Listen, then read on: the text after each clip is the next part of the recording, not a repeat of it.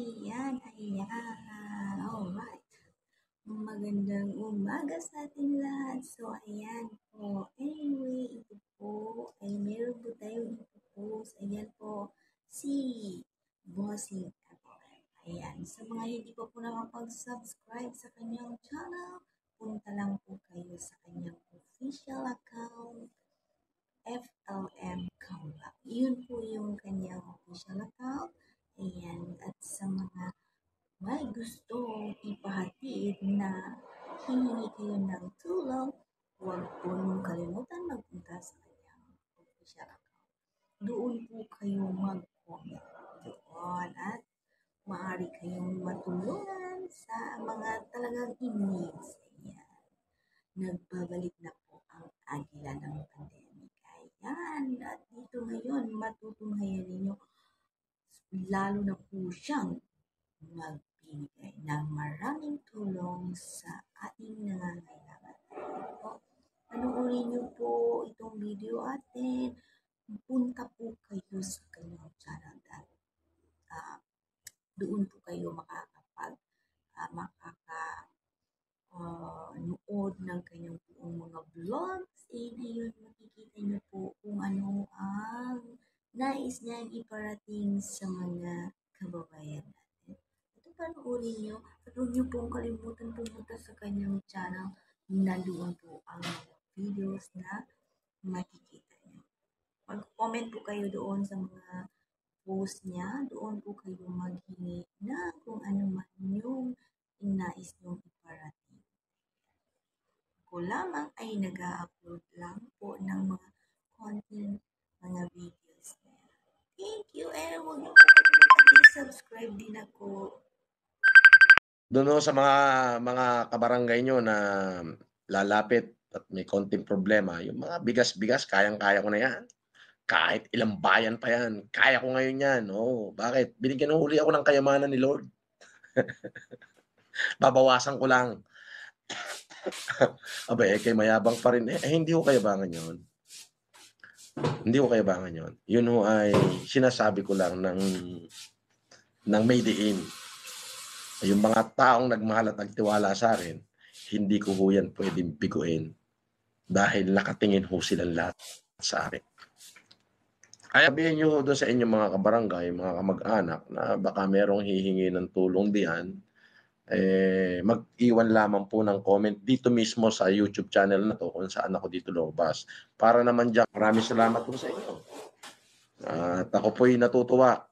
Sabi ko nga po, thank you for bringing out the best in me. Thank you for showing me your special care, for being with me, and most especially, thank you for loving me. I could not offer you anything, pero magagawa ko po, mas lalo ko pang pagbubutihan at mas lalo ko pang gagalingan para maging karapat-dapat ako sa pagmamahal na binigay niyo sa akin.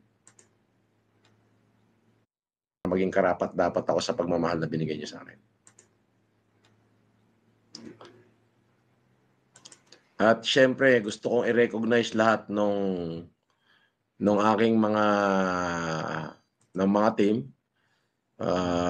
especially yung buong membro ng FFCI, dahil kahit nandun ako sa loob ng Hoyo, nagawa ho nating tumulong sa Bintar. Diyan ho sa Bintar, Ilocos Norte, siguro ho kung mga 25,000 Pilipino ay nabigyan natin ng libreng salamin. Nakapagbigay ho tayo dyan ng wheelchair sa lahat ng mga lumpo.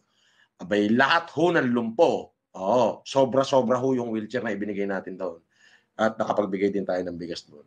Hanggang ngayon, may bibigay pa tayong bahay doon sa Bintar. Yan ay sa pangunguna ng dalawang tiga-Hawaii, tiga-US, na si Janice Pascua at si Odette Visitacion.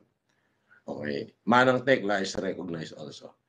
At syempre, sa lahat ng member ng FFCI, nung ako po ay nakakulungan, nakapag-humanitarian po tayo sa Sorsogon, sa Castilla, sa Benguet, kay Mayor Fermin, at sa Alabang, yung mga nasunugan, sa Montalban, yung mga nabagyo. Ayun po, kahit ako'y nasa loob, yung mga natitirang resources ko po noon, ay itinulong natin. Hindi mo naman po tayo tumigil sa pagtulong. Dahil nakikita ko na nandiyan kayo, nakikipaglaban para sa akin. Hindi ko naman ho hangad na sumikat na. Ang sa akin na lang ho ay ayoko ho kayong biguin. Dapat ngayon sa aking paglaya, ang uunahin ko na sana yung aking sarili, yung aking sariling kakayahan,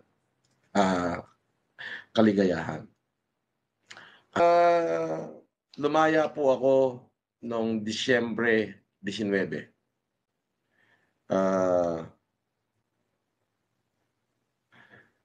Alas 3 ng hapon, alas 3:45 ng hapon.